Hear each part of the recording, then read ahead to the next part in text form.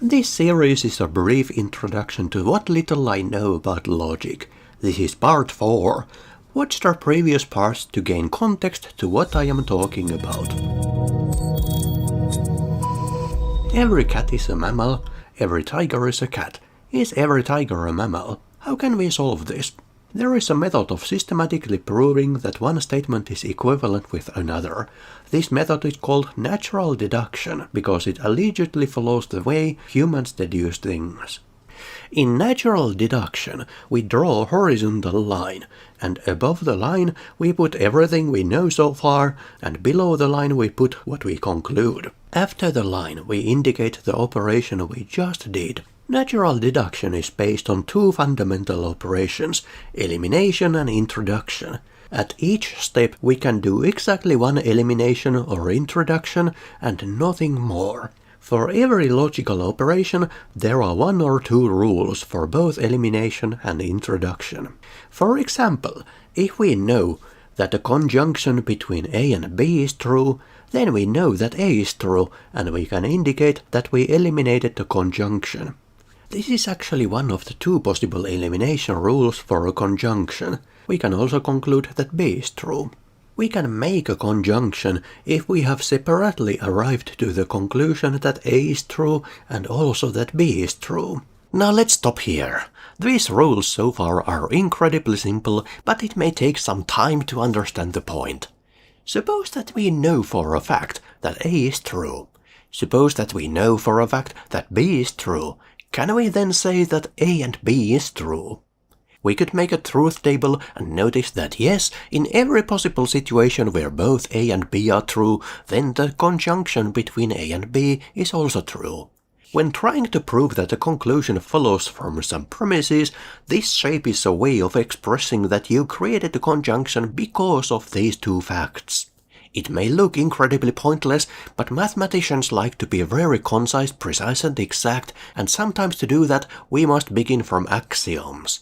Axioms are tiny concepts that everyone agrees that they are true, facts that do not need separate justification. For example, within real numbers, one of the field axioms is that there exists a number 0 within real numbers such that x plus 0 equals x for every x within real numbers.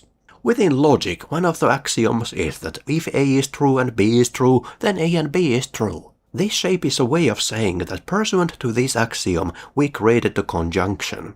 For the disjunction, we have two introduction rules.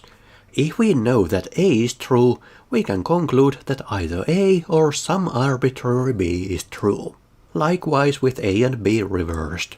Now this may look quite redundant. Why do we repeat the rule for both operands? The reason is, in natural deduction you are not allowed to change the order of the operations. Neither do you need to. Let's make an example. Let's prove that from A and B you can conclude that B and A.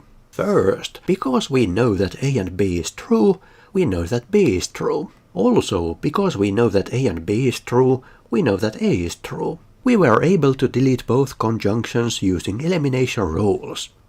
Now that we have separately concluded that B is true and that A is true, we can use the introduction rule of conjunction and conclude that B and A is true. Now the elimination rule for the disjunction is somewhat complicated. It begins from the disjunction, of course. Because we are eliminating the disjunction, we are obviously producing something below the line that does not contain the disjunction. Here is how it works. We are allowed to make a temporary assumption that A is true. That temporary assumption is denoted using brackets. We are allowed to make a temporary assumption that B is true as well. If both of these assumptions independently lead into the conclusion that some arbitrary expression C is true, then we can replace the conjunction with C, thus eliminating the conjunction. Finally, we must remember that these two assumptions were temporary. We give them a number, 1 in this case, and make a note that they were temporary for the purposes of this conjunction elimination, so that we don't accidentally use them elsewhere. As an example, let's prove that this proposition leads into simply Y. Because the main connective of the antecedent is the disjunction, and the consequent does not have that, at the bottom we want an elimination of a disjunction. Now, because of rules of disjunction elimination, we are permitted to use both x and y and z and y as temporary assumptions. Utilizing both of those assumptions individually, we can derive y as a conclusion individually from both. Now that we have derived y from both assumptions, we can replace the disjunction with y. Don't forget to cancel the temporary assumption. Now let's make room on our paper and cover the material implication next. To eliminate an implication, you can use our good friend the modus ponens. If you know that A implies B and you can prove that A is true, then you can move on with just B and eliminate the implication. Technically, you could also use modus tollens, but because it also introduces a negation, it runs against the spirit of this game and it was not permitted in the university course. To create an implication from A to B, you are permitted to make a temporary assumption on A. Remember, you can't make up assumptions unless the rule explicitly permits that, and now we can. If from A you can somehow conclude B, then you can create an implication from A to B. Actually, now that I said it aloud, it sounds quite obvious, doesn't it? By proving that some A is true inevitably leads to B, you can say that A implies B. At the end, again remember to mark where you create a temporary assumption and where the assumption is cancelled. Got all that? Let's scroll up again. Now equivalence looks a lot like implication, but this time you are allowed to act both ways. If you can prove either A or B, you are allowed to eliminate the equivalence and keep the other one. It's so similar to implication that it's no wonder people sometimes mix up those two, but implication is not equivalence. Now, to synthesize an equivalence, you are once again permitted to use both components as temporary assumptions. If from both of those assumptions you can prove the other one, then it is justifiable that you propose that these two statements are equivalent. Let's do another example now. Can we deduce from A is equivalent to B that A implies B or C? First, we notice that the main connectives in the two propositions are different. Our last step must be to somehow construct an implication. Now, when constructing implications, you are permitted to use the antecedent as a temporary assumption. Let's put A into our tool arsenal. Let's also mark that little counter for temporary assumptions so we don't forget about it. Now, because the starting proposition was an equivalence, we have to somehow eliminate it. Let's move the example on this side of the screen so we can see how to do that. Oh yeah, if we know that either A or B is true, then we can eliminate the equality and keep the other part. Well, we do know that A is true. How do we know that? Because we were permitted to assume that. So we can create an elimination rule for the equality. Great, now what? We were introducing an implication. How do we do that again? Let's move the window again. I should have thought this through beforehand. Ah yes. If assuming antecedent leads into the consequent, then so we must just prove that B leads into B or C. Well, that's easy. The interaction rule for disjunctions happens to be very simple. If you can prove either side, then you can introduce a disjunction between that side and an arbitrary other side. The proof is complete. Let's read this out. A equals B. Assuming A is true, then B must be true. B is true, so B or C is true too. Because from assuming A we have concluded that B or C is true, A implies B or C. Quod erat demonstratum. Great, we have one more proposition to cover before we take a little break. Just kidding, you can pause the video anytime you want. The negation. How do you eliminate the negation? That's a trick question. You actually don't. You can only eliminate a double negation. Yes, the elimination rule for negation is that you can only eliminate two of them at once. So how do you create a negation? You do it through proof by contradiction. First, you assume that A is true, and if you are able to prove that this leads into a contradiction, then A must be false. So what is a contradiction? It is when something is simultaneously true and false. In other words, if by assuming that A is true, you can prove that some arbitrary expression is both true and false, then you have proved that A is false. Now let me clarify something, because this confused me for a very long time. This does not mean only if by assuming that A is true you get a contradiction, then A is false. This means if you have been able to deduce a contradiction, you are permitted to conclude not A. If you used A as a temporary assumption, you must also cancel that assumption. The same goes for any rule with temporary assumptions. You don't need to utilize assumptions if you can do without. To show what I mean, let's go through all the rules with temporary assumptions. Here is the disjunction elimination formula. Suppose that you have this problem. Assuming that A or B is true and Q is true, prove that Q or C is true. You could create a tree where you eliminate the disjunction by stating Q is true twice and replacing that with Q and building Q or C from that. But that's just stupid and too much work. You already know that Q is true, so you can just use that. You don't need to utilize every assumption. How about the implication then? Assuming that A is true and A implies B, prove that C implies B. First, we can use modus ponens to eliminate the implication, leaving just B.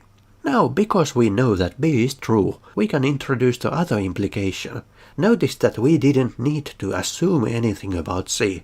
We already knew that B is true without assuming anything about C, so we didn't need to make assumptions on C nor cancel them.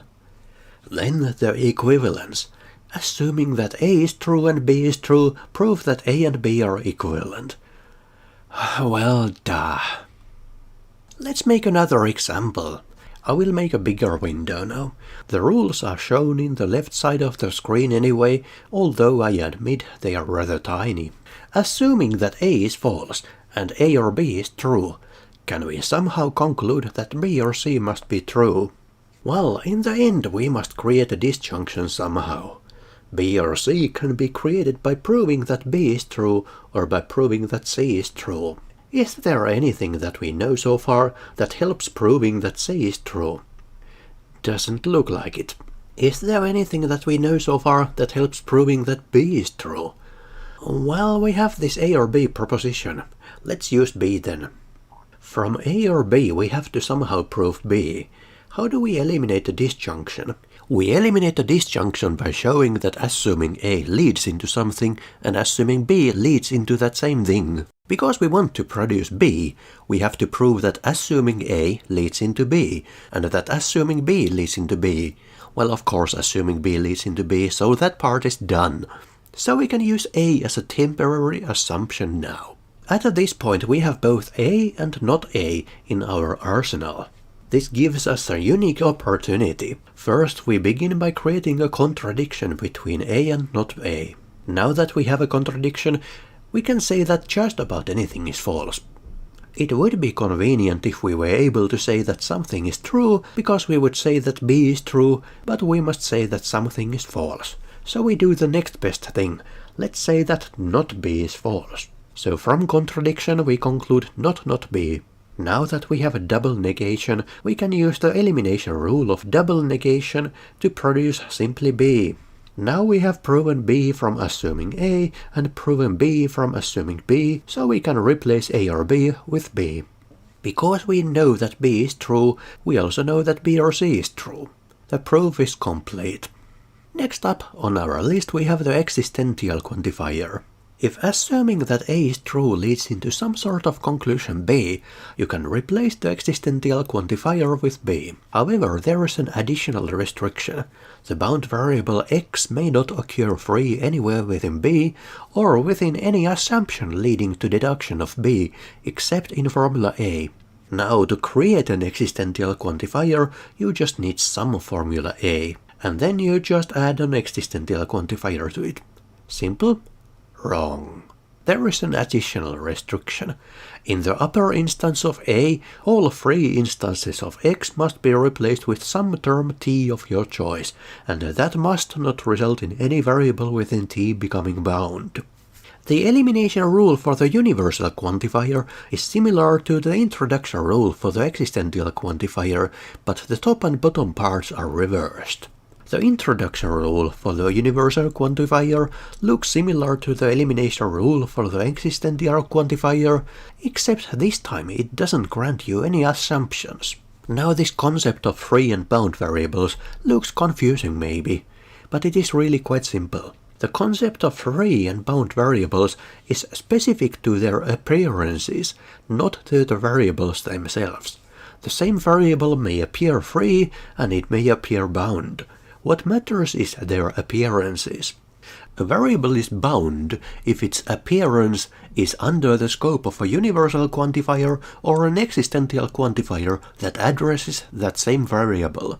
If it's not under such scope, it's free. For example, in this expression, both variable appearances are free because they are not under the scope of any quantifier. In the second example, all variable appearances are free except the one marked in red because it is under the scope of an existential quantifier. Note that the same variable appears later free in the same expression outside the scope of that quantifier. In the third example, the two first instances of y1 are bound, but the third one is not, again because of precedence rules. The term t is said to be free for variable x in A if it doesn't contain any variable that would become bound when substituted for free occurrences of x in expression A. Consider this example. Is x0 free for x1 in A? First, we identify the free occurrences of x1. In this case, there are two occurrences of x1 and both are free, so we replace them with x0. Are those occurrences now free? One of them became bound, so x0 was not free for variable x1 in expression A. Here is another example. Is x0 free for x1 in A? First, we identify the free occurrences of x1. Here we have one bound occurrence and one free occurrence. So we replace the free one with x0. That one x0 appearance is still free, so yes, x0 was free for variable x1 in expression A. Now let's make a summary of all these rules. This is just the same that is in the left edge of the page, but magnified. Granted, it's still kinda small, but you can now read all the text at less than 360p and higher. You can make a screen capture of this if you like. Now let's get back to our tiger question. Every cat is a mammal. Every tiger is a cat. Is every tiger a mammal? We can express this in two ways. The first one is by using a turnstile. From these two assumptions, can we prove the consequent? The second one is through implication. Does the conjunction of these two assumptions imply the consequent?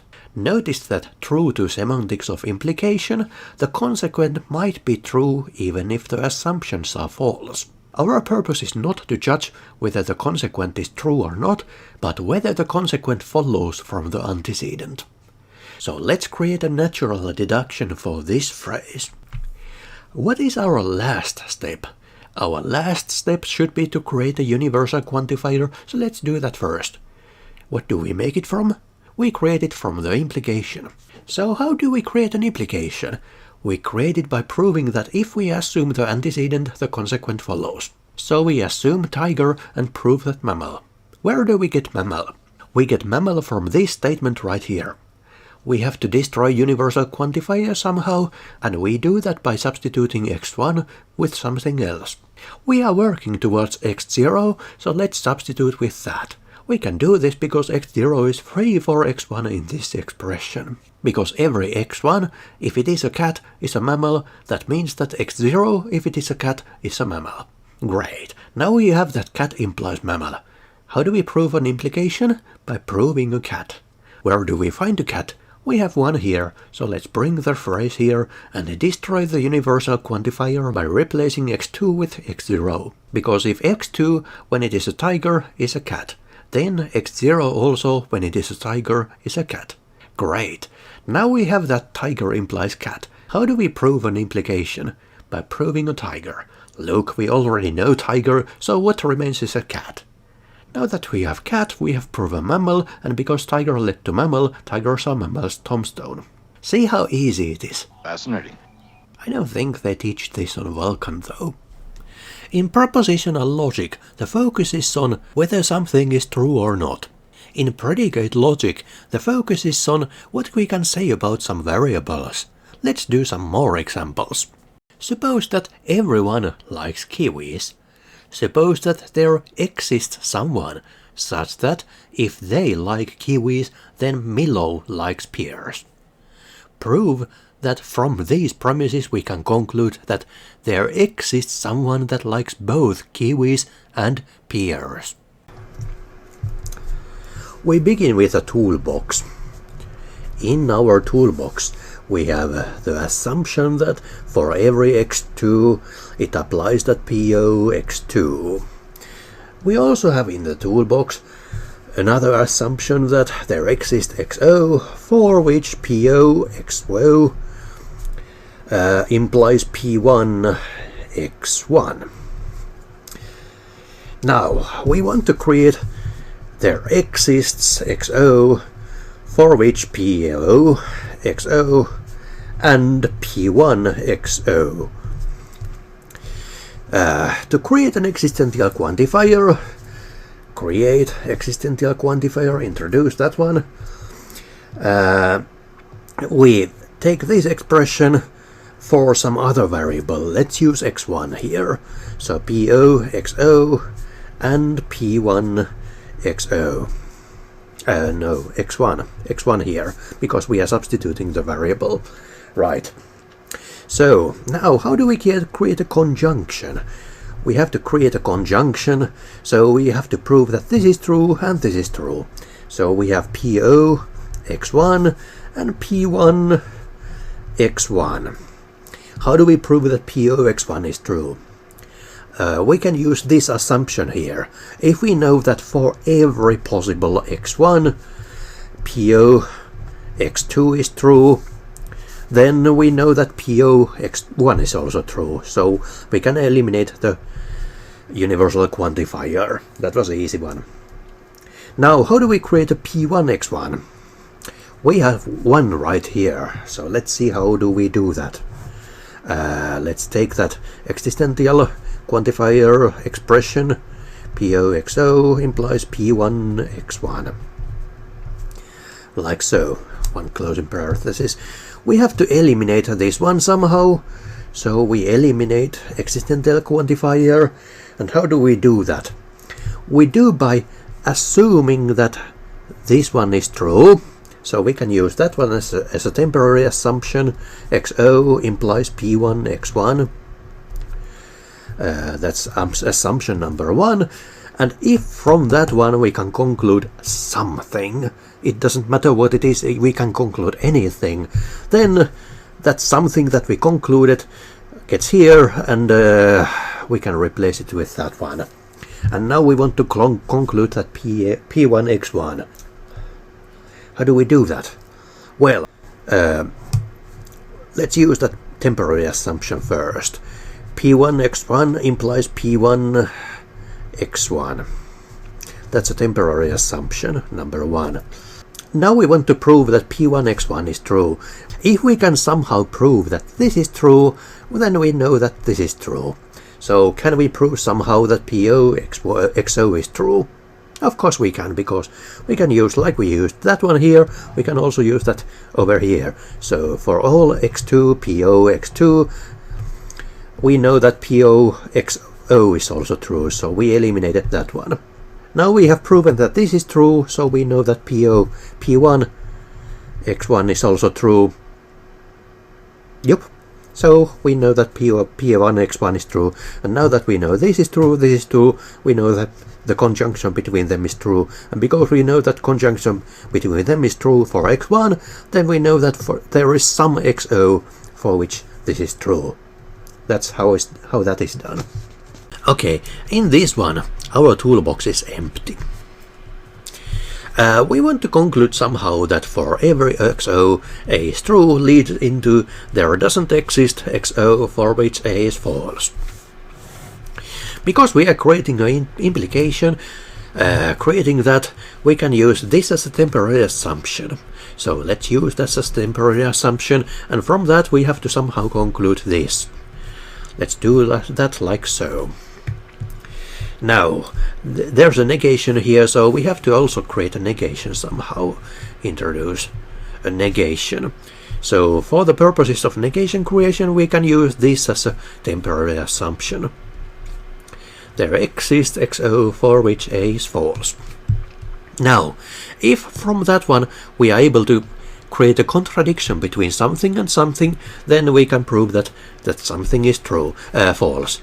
So we have to create a contradiction, which is a conjunction between something and something. Not something and something. So we create that, so that one should be here and that same something should be here. So what should we put here? The easiest way would be to put A here, because we don't have pretty much anything here to work with. So let's try A. Not A and A. How do we prove A? We create A by showing that for every XO A is true, and if we know that for every XO A is true, A is always true, so we know A is true and we can eliminate the universal quantifier. And this was a temporary assumption number 1. So how do we prove not A? Well, we can create it from this one, so we know that there exists XO for which A is false. That was a temporary assumption number 2. And now we want to eliminate that temporary assumption. How do we do that? We can use this one as a temporary assumption. Like so. So from that one we have to somehow conclude that one. So let's put that here. That was number 3. There, complete. Now, is this correct? This is actually wrong. What went wrong here? We used a temporary assumption to prove that same assumption. That is not how proof works. If you assume something, your assumption is not proof of anything. It is just an assumption. That is wrong. So let's try that again. Again, our toolbox is empty. And in the end we want to create a universal quantifier which leads into not exist XO, not A. And again we want to create an implication. And we can use this as a temporary assumption, XO8. And we want to create this one, so let's put this right here. Now again we want to create a negation,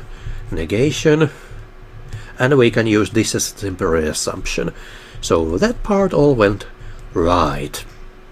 So we want to create a contradiction between something, not something, and something. So we create a conjunction between not something and something. Let's see, what should we do? What should we prove this time? Let's try this one. So because we are permitted to conclude that XO not A, because that's our temporary assumption, let's use that here. So not for there exists XO for which A is false.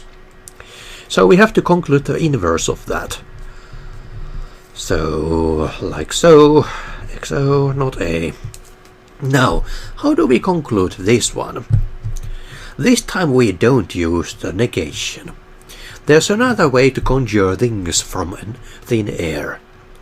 Because we can use this one as a temporary assumption, we can use the elimination rule for the existential quantifier. This was a temporary assumption number 2. And we want to eliminate that one. And when we are eliminating an existential quantifier, we can use this as a temporary assumption, just like before. But this time, let's see. We want to somehow prove this one. XO not A. So this should be leading from a contradiction between something, and this time we can do A and not A. Let's do A and not A.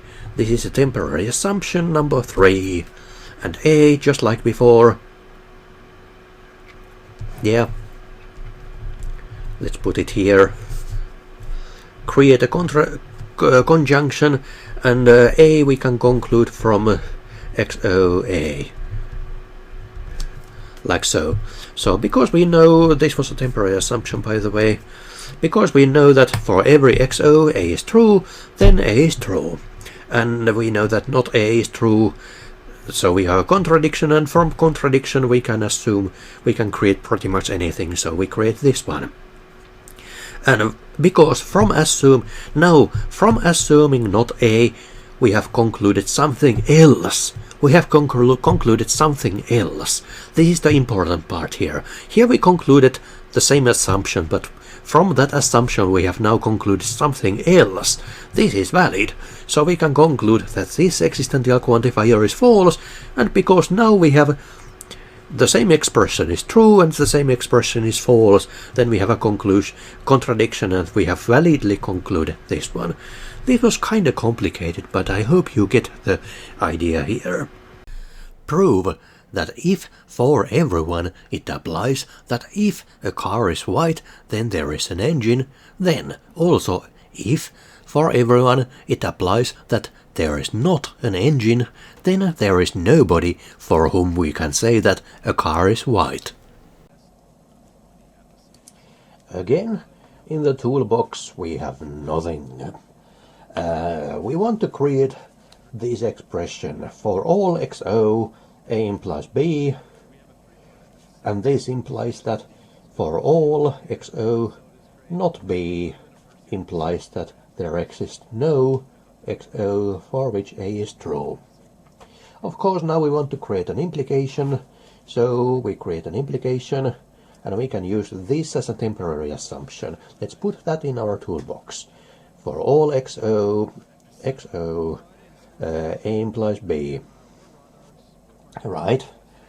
Now, and we would create this as a conclusion. So XO, not B, implies that for there doesn't exist XO for which A is true. Again, we want to create an implication, so let's do the same again. This time we can use this as a temporary assumption, number 2, so that would be for all XO, not B.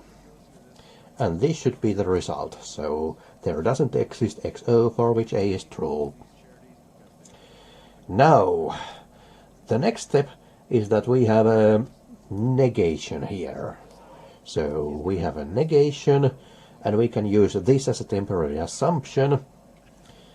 So we have this in our toolbox, and we want to create a contradiction between something and not something. At this time, having wisened up from our previous lesson, let's create a contradiction between this and not that. So we do that, XOA, and not exists XOA. And because this is a conjunction, we have to create a conjunction, and we create it from these individual expressions. This was a temporary assumption number 3,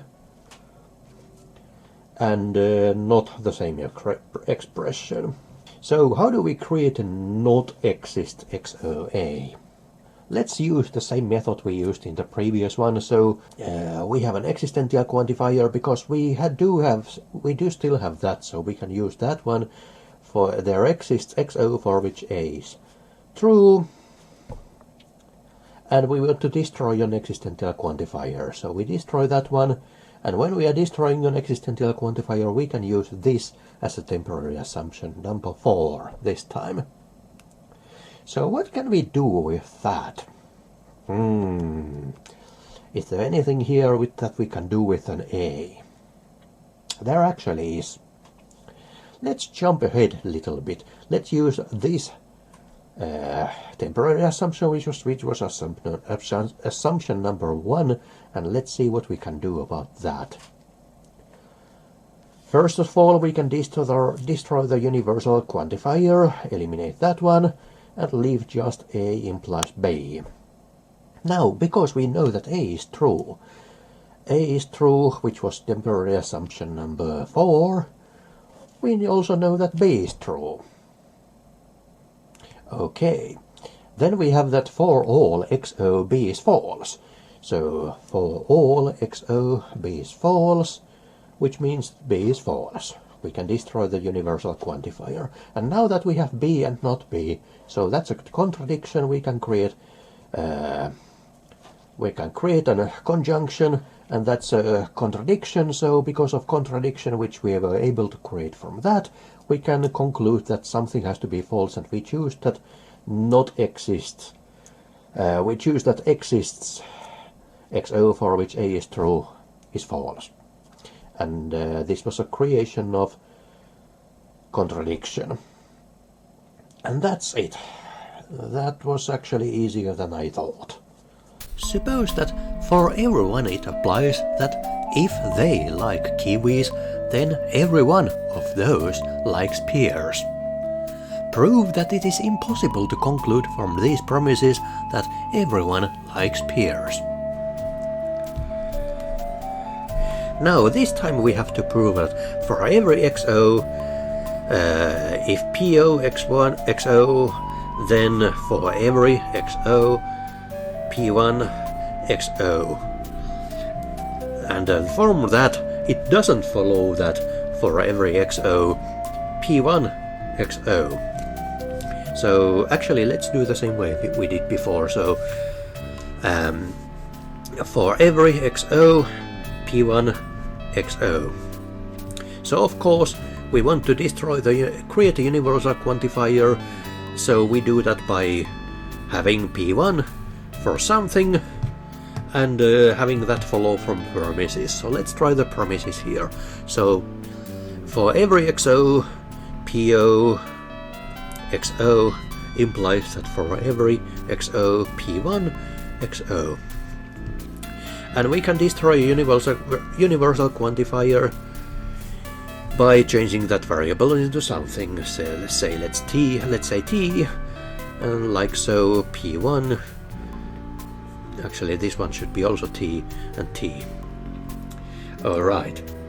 Now, how do we destroy an implication? We destroy the implication by temporarily assuming this one is true. So POT is true, let's say that. And from that we have to somehow conclude that for every t, P1 t is true. No, this is not a temporary assumption. If we can prove this one, then we know that this is true. But can we prove this one? Actually, no, we cannot prove that one. So there's no way to prove this one. So that doesn't work. If we were able, does not work. Does not work.